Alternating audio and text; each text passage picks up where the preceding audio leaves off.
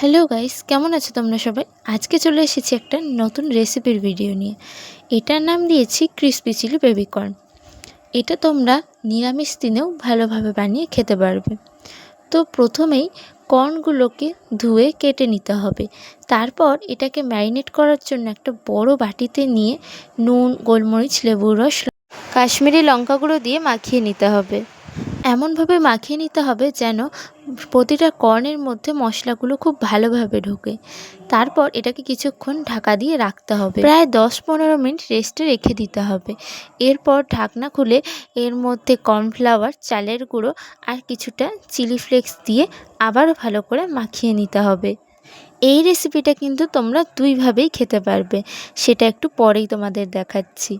এবার কড়াইতে তেল গরম হলে তার মধ্যেই কর্নগুলোকে একে একে ছেড়ে দিতে হবে। গ্যাসের আঁচটা কিন্তু একদম কমিয়ে রাখতে হবে, নয়তো কর্নগুলো ভালোভাবে সেদ্ধ হবে না।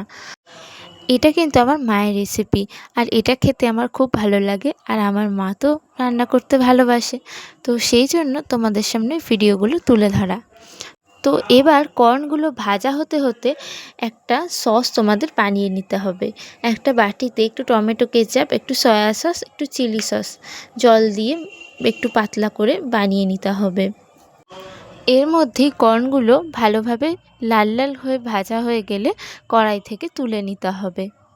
তোমরা কিন্তু এইভাবেও পকোড়া হিসেবে ওপর থেকে একটু বিট নুন ছড়িয়ে খেতেই পারো। বিকেলে চা বা কফির সাথে একদম জমে যাবে। এরপর আগে থেকে বানিয়ে রাখা সসটা কড়াইতে দিয়ে দিতে হবে। এরপর এই ভেজে রাখা কর্নগুলোকে কড়াইতে সসের মধ্যে দিয়ে ভালোভাবে নেড়ে নিতে হবে, যেন সসটা একদম কর্নের সাথে মাখো মাখো হয়ে যায়। যেহেতু নিরামিষ দিনে এই রেসিপিটা বানিয়েছিলাম, তাই পেঁয়াজ রসুন কোনোটাই অ্যাড করিনি। তোমরা চাইলে সেটাও দিতে পারো, অথবা ক্যাপসিকামও দিতে পারো।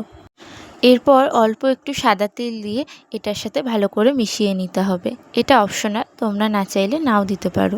এবার নামিয়ে নিয়ে গার্নিশিংয়ের জন্য ওপর থেকে একটু সাদা তেল ছড়িয়ে সার্ভ করো।